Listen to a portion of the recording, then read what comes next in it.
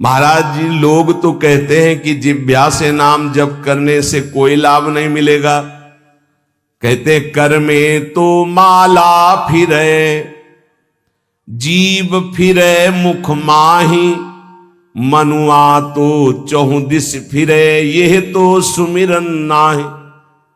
कुछ लोग कहते हैं हाथ में माला चल रहा है, जीभ में नाम चल रहा है, मन संसार में घूम रहा है, इससे तो कोई लाभ मिलेगा नहीं।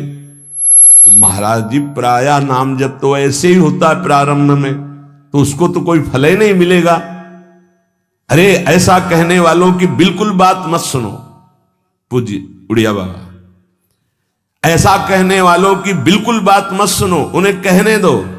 वो क्या जाने, नाम में अपार सामर्थ्य है। जिसकी जिह्वा में नाम स्मरण चल रहा है तो मन लगे ना लगे उसको फल अवश्य मिलेगा। ये बात इसीलिए भगवत प्राप्त महापुरुषों के वचनों को समझना चाहिए। अब कौन सा दोहा कहां से उठा के कैसे, अब अगर ये दोहा नए साधक को सुनाया जाए कि कर में तो माला फिरे और जीभ फिरे मुख माहि और मनुआ तो चौंदिस फिरे, ये तो सुमिरन नाहि। तो जो शुरू किया वो भी रख देगा माला कि फल ही नहीं मिलना, तो हम क्या करें। पूज्य राधा बाबा, तुम चिंता मत करो, तुम मशीन की तरह जीभ से शुरू करो राधा कृष्ण राधा कृष्ण राधा कृष्ण राधा, बाबा के वचन, फिर तुम देख लेना। गोस्वामी जी कह रहे तुम चिंता मत करो, राम नाम मणिदीप धर जीह देहरी द्वार, तुलसी भीतर बाहरो जो चाह सुझियार। हमको वो बात समझनी है जो बड़े बड़े महापुरुष कह रहे हैं।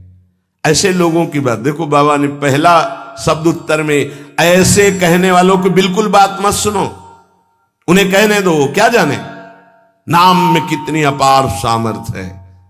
अहो वत्सो पचतो गरीयान यज्जिभ्याग्रे वर्तते नाम तुभ्यम, ना कि मनसाग्रे लिख देते ना, मनसाग्रे यह जिभ्याग्रे, जिभ्या में जिसके आपका नाम विराजमान हो गया वो चांडाल भी जगत पूज्य बन जाता है। अहो वत्सो पचतो गरीयान, वो सर्वश्रेष्ठ हो जाता है। भजन करना है, निरंतर भजन करना है, मन लगे ना लगे तुम्हें इसकी परवाह नहीं करनी। जो तुम्हारी जिह्वा से नाम निकल रहा है वो फल दे के रहेगा, ये बैठा लो हृदय में। केवल जिह्वा से तुम भजन करना प्रारंभ करो, फिर देखना मन लगने की बात जाने दो, मन नाममय हो जाएगा, अपने आप नाममय हो जाएगा। जब हम अधिक समय तक विषय चिंतन करते हैं तो मन विषयमय हो जाता है। जब अधिक समय तक हम नाम जपते हैं तो मन नाममय हो जाता है। इसलिए तुम ऐसी बातें मत सुनो, निरंतर नाम जपने का अभ्यास जिह्वा से ही करो, तुम्हारा मन भगवदाकार हो जाएगा। तो महाराज जी सुनते हैं भगवदाकार वृत्ति बड़ी महिमामयी है, तो ये कैसे आती, कैसे भगवदाकार वृत्ति आती है।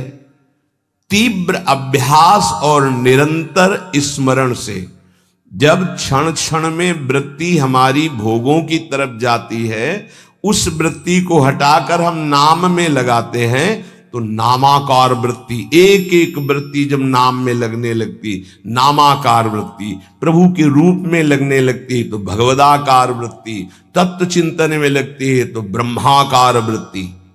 इसलिए विशेष प्रयत्नशील उपासक वृत्तियों को भगवदाकार कर लेता है। प्रयत्नशील, बार बार मन संसार में जा रहा है, उसे हटाकर नाम में लगाते हैं, बार बार नाम में लगाते हैं, धीरे धीरे वृत्तियां नाम में हो जाती है।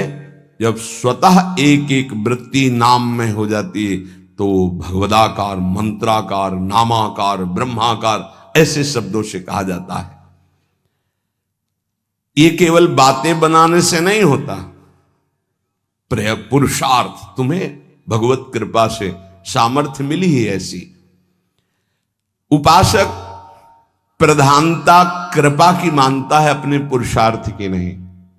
पूरा प्रयास करके भगवदाकार वृत्ति का, और फिर उसमें देखता है कि बड़ी कृपा है, ये जो पुरुषार्थ हो रहा है ये गुरु कृपा से हो रहा है, ये भगवत कृपा से हो रहा है। भगवान की आज्ञा समझकर पुरुषार्थ करे और उससे लाभ हो तो भगवत कृपा समझे। आपका तात्पर्य यही है ना? हां हां, यही सिद्धांत है।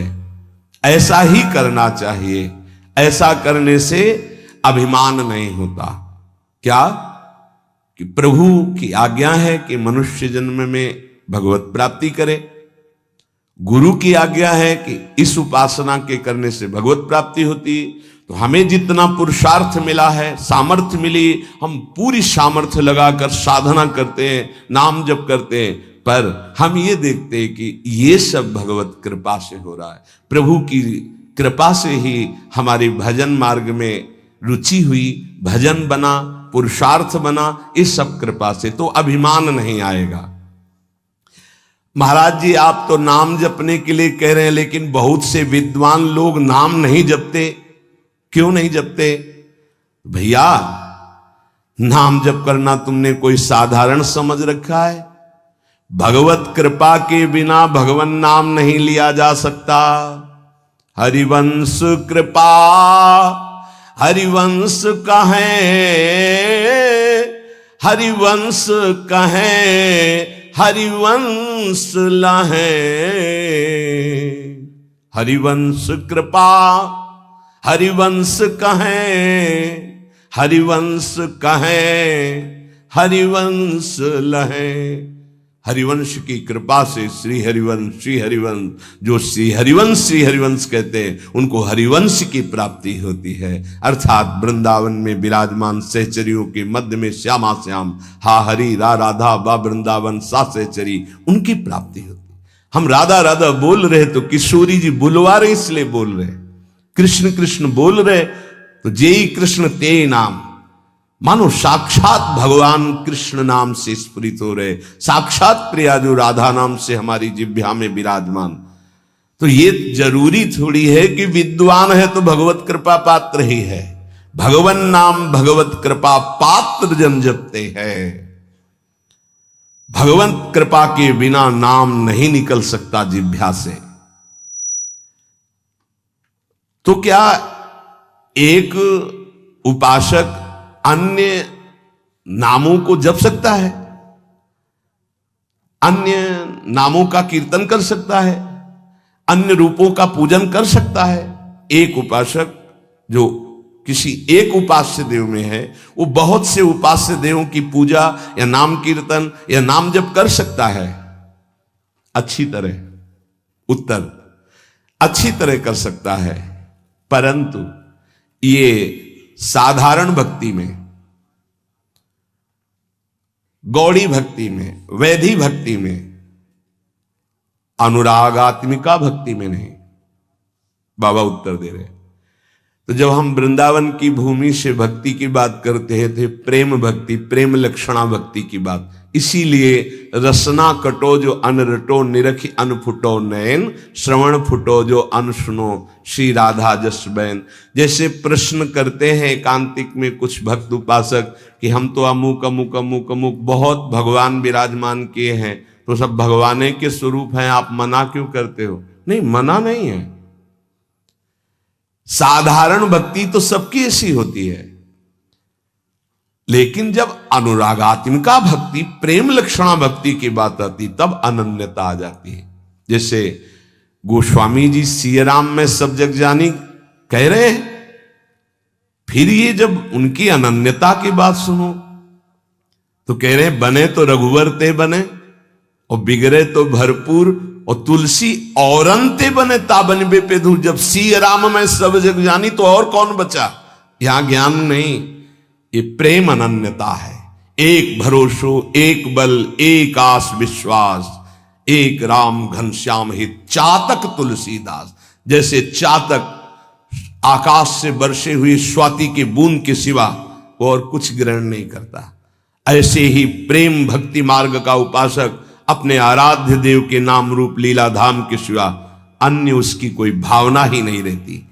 तो जब तक अनुरागात्मिका भक्ति का परिचय नहीं मिला, उसमें नहीं, तब तक ये सब चलता है। थोड़ी देर ये, थोड़ी देर ये, थोड़ी देर इनकी उपासना, इनका कीर्तन, इनकी चालीसा, इनका पाठ, ये प्रारंभिक भक्ति। लेकिन प्रेम लक्षणा भक्ति में जाकर के वो समिट जाता है, अपने इष्ट देव के नाम रूप लीला धाम में अनन्य हो जाता है। क्या नाम जप और संकीर्तन मात्र से शुद्ध ज्ञान प्राप्त हो सकता है, या फिर और कोई साधन करना पड़ता है? अगर वो नाम जप और नाम कीर्तन करता है तो ज्ञान इच्छु होने पर उसे शुद्ध ज्ञान हो जाएगा। उसके अंदर अगर ज्ञान प्राप्ति की इच्छा है तो शुद्ध ज्ञान प्रकट हो जाएगा, वेदांत वाला। और अगर प्रेम इच्छुक है तो प्रेम प्रकट हो जाएगा, उसकी इच्छा क्या है। और अगर विषय की चाह है किसी कामना की तो उसकी पूर्ति हो जाएगी। ज्ञान और प्रेम इसका परिचय अभी नहीं मिलेगा। जब तक कोई वासना रहती है, इच्छा रहती है, तो पहले उसकी पूर्ति होती है, फिर जब उससे वैराग्य होता है, नाम कीर्तन नाम जब चलता है, तब आगे जो उसके अंदर भाव बनता है भक्ति का या ज्ञान का, वही जागृत हो जाता है। अंतःकरण नाम कीर्तन से, नाम जप से बहुत जल्दी शुद्ध होता है, इसलिए शुद्ध ज्ञान की प्राप्ति उसको प्राप्त हो जाती है। अगर ज्ञान इच्छु है तो भाव उसके अंदर नहीं बन पाएगा। नाम कीर्तन का जो भाव है कि अशुभ प्रवाह होने लगा, रोमांच होने लगा, ये नहीं आएगा, क्योंकि ज्ञान इच्छुक है। तो अंतःकरण शुद्ध होगा और ज्ञान की तरफ ले जाएगा नाम जब नाम कीर्तन। लेकिन भगवत मार्ग का भाव वाला जो उपासक है उसको विशेष भाव प्राप्त होता है कि साधन भी यही होता है और साध्य भी यही होता है। रोमांच हो रहा है, शुभ प्रवाह हो रहा, सामने आराध्य देव की झांकी दिखाई दे रही।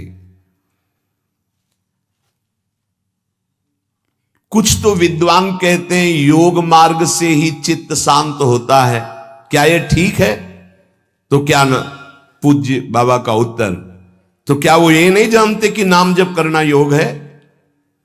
अरे नाम जप के अंदर अनंत सामर्थ्य विराजमान है, इसलिए जो नाम जप परायण है वो योगी तो हो ही जाएगा। तात्पर्य जानना चाहिए, चित्त वृत्ति का संसार चिंतन से हटाना योग कहते हैं। वो नाम जप कर रहा है तो सच्चिदानंद के नाम में चित्त जोड़ रहा है, योग तो हो ही रहा है। प्रभु कुछ लोग कहते हैं नाम जप से क्या होगा, वेद पढ़ो, वेदांत पढ़ो, ऐसा कहते हैं। अरे तुम भगवत कृपा पात्र हो, तुम भगवान नाम जप में रुचि दो। लोग क्या कहते हैं इनकी तरफ मत देखो। पूज्य बाबा कह रहे, देखो हम तुम्हें अंदर की बात बताते हैं। वेद पाठ और इन पाठों से लोक लोकांतर के सुख मिल सकते हैं, लेकिन नाम कीर्तन नाम जप से भगवत प्रेम, भगवत प्राप्ति, भगवत दर्शन प्राप्त होते हैं। हां, अगर वेदांत दर्शन के अनुसार साधना हो तो मोक्ष पदवी प्राप्त हो जाएगी। तो क्या नाम से मोक्ष नहीं प्राप्त हो सकता? महापापियों को भी मोक्ष पदवी प्राप्त हो गई नाम से। जब इतनी महिमा बाबा आप नाम की बताते हो तो नाम कीर्तन में और नाम जप में सब क्यों नहीं लग जाते? क्यों नहीं लग जाते? देखो भाई, स्कूल में 200 विद्यार्थी पढ़ते हैं तो सब परीक्षा में उत्तीर्ण नहीं हो जाते हैं। हां, प्रयत्नशील विद्यार्थी परीक्षा में उत्तीर्ण हो जाता है। इसी प्रकार साधन मार्ग में सब भगवत प्रेमी थोड़ी हो जाते हैं।